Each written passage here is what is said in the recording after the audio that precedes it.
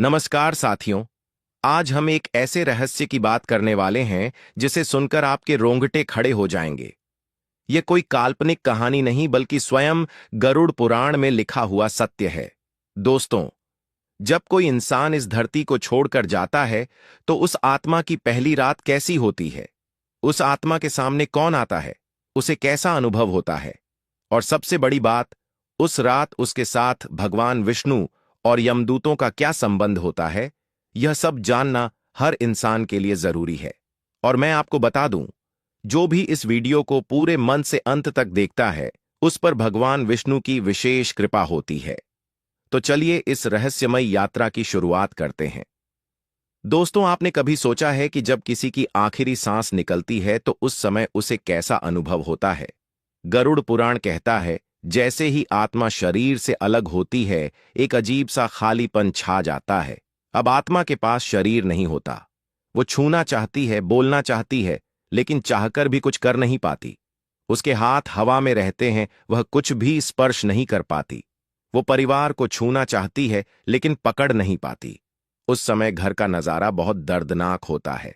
परिजन रो रहे होते हैं। कोई शव को छूकर कह रहा होता है, उठो, हमें छोड़कर मत जाओ।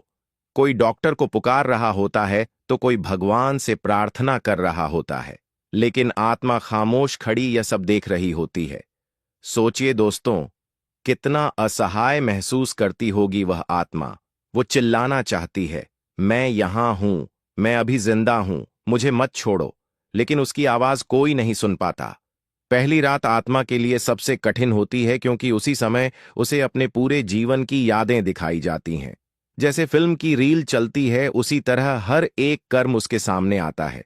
उसने कब किसी की मदद की, कब किसी को दुख दिया, कब झूठ बोला, कब प्रेम से किसी को सहारा दिया और कब किसी को धोखा दिया, हर एक पल सामने आता है। अच्छे कर्म देखकर आत्मा को सुकून मिलता है, लेकिन बुरे कर्म देखकर आत्मा पछतावे से कांप उठती है। दोस्तों, पहली रात आत्मा को अपने परिवार से सबसे गहरा जुड़ाव महसूस होता है। गरुड़ पुराण कहता है, आत्मा अपने घर के हर कोने में घूमती है। वह अपने बच्चों को देखती है, उनके सिर पर हाथ फेरना चाहती है। वो अपने माता पिता या जीवन साथी को देखती है और सोचती है, काश मुझे थोड़ा और समय मिल जाता, मैं सबका ख्याल रख पाता। लेकिन अब समय उसके हाथ में नहीं होता। यह जुड़ाव उसे और भी बेचैन करता है, क्योंकि अब वह चाहे जितना रोए, चाहे जितना पुकारे, कोई उसकी बात नहीं सुन पाता। मित्रों, पहली रात का सबसे भयानक दृश्य तब आता है जब आत्मा के सामने यमदूत प्रकट होते हैं।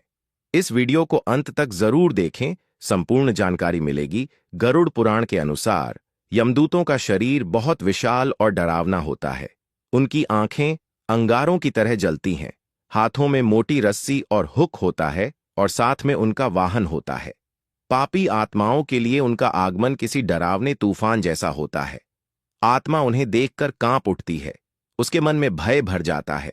लेकिन दोस्तों, जिन्होंने जीवन में अच्छे कर्म किए होते हैं, जिनके मन में भक्ति और दया होती है, उनके सामने यही यमदूत शांत स्वर में कहते हैं, डरो मत, तुम्हारी यात्रा अब शुरू होने वाली है, तैयार हो जाओ। उसके बाद आत्मा को एक रास्ता दिखाया जाता है। यह कोई साधारण रास्ता नहीं होता। गरुड़ पुराण कहता है, यह मार्ग कई रूप लेता है।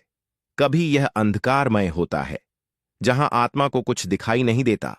कभी यह आग की तरह तपता है, जिससे आत्मा का सूक्ष्म शरीर झुलसने लगता है। कभी यह बर्फ की तरह ठंडा होता है, जिससे आत्मा कांप उठती है, और कभी यह कांटों से भरा होता है। हर कदम पर आत्मा को चुभन होती है। लेकिन जिन्होंने जीवन में पुण्य किए होते हैं, उनके लिए यही मार्ग फूलों से सजा होता है।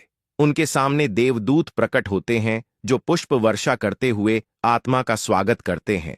उन्हें प्रकाश का मार्ग दिखाया जाता है, जो शांति और आनंद से भरा होता है। दोस्तों, पहली रात का सबसे रहस्यमय और संवेदनशील समय होता है। अंतिम पहर, जब पूरा घर गहरी नींद में होता है, उस समय आत्मा सबसे ज्यादा बेचैन होती है। अगर यह वीडियो आपको अच्छा लगे तो इस चैनल को लाइक और सब्सक्राइब करें। वह अपने शरीर की तरफ खींचती है, अपने प्रियजनों को देखती है और सोचती है, काश मुझे थोड़ी और सांसें मिल जाती। लेकिन नियति का नियम है, समय पूरा होते ही आत्मा को जाना ही होता है। गरुड़ पुराण में लिखा है, जो आत्मा पहली रात में अपने कर्मों को देखकर पछताती है, वह अगले 11 दिनों तक बार बार भगवान को याद करती है, और जिसे भगवान विष्णु याद आते हैं उसके मार्ग को स्वयं भगवान प्रकाशित करते हैं। इसीलिए सनातन धर्म में कहा गया है, मृत्यु के बाद की पहली रात बहुत पवित्र होती है। उस समय परिवार द्वारा किया गया मंत्र और दीपदान आत्मा को शक्ति और शांति देता है। तो दोस्तों, जब भी आपके किसी प्रिय की मृत्यु हो तो उस पहली रात दीपक जलाना ना भूलें, भगवान विष्णु का नाम लें और आत्मा के लिए शांति पाठ करें। दोस्तों, यह शरीर आज है, कल नहीं रहेगा, लेकिन आत्मा तो अमर है। मृत्यु कोई अंत नहीं है, बल्कि यह एक नई यात्रा की शुरुआत है। मित्रों, गरुड़ पुराण हमें यही संदेश देता है कि जीवन में प्रेम करो, दया करो, किसी का दिल मत दुखाओ, क्योंकि वही कर्म हमारी अगली यात्रा का मार्ग तय करेंगे। दोस्तों, यह मानव शरीर अमर नहीं है। आज जो दिखाई देता है, जो सांस ले रहे हो, जो हंस बोल रहे हो, वह कल नहीं भी रह सकता। समय की धारा में शरीर मिट्टी में मिल जाता है, लेकिन आत्मा कभी नष्ट नहीं होती, न ही मरती है।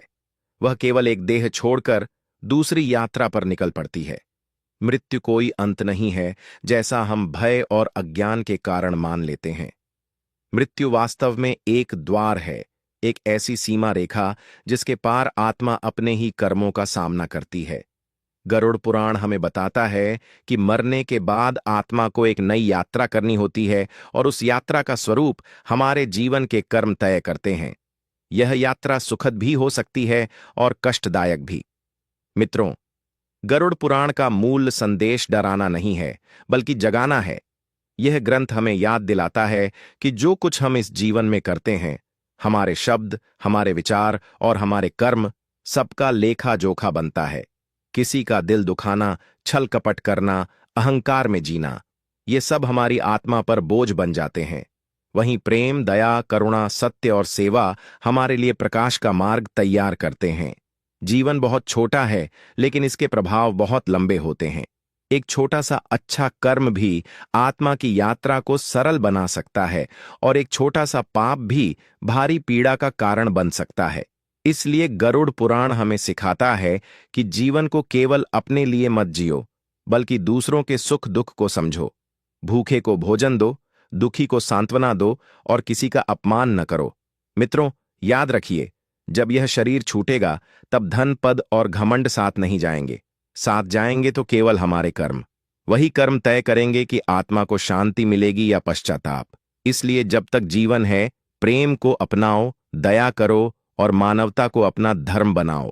अगर आपको यह वीडियो अच्छा लगा हो तो कृपया वीडियो को लाइक करें, अपने दोस्तों और परिवार के साथ शेयर करें और चैनल को सब्सक्राइब करना न भूलें।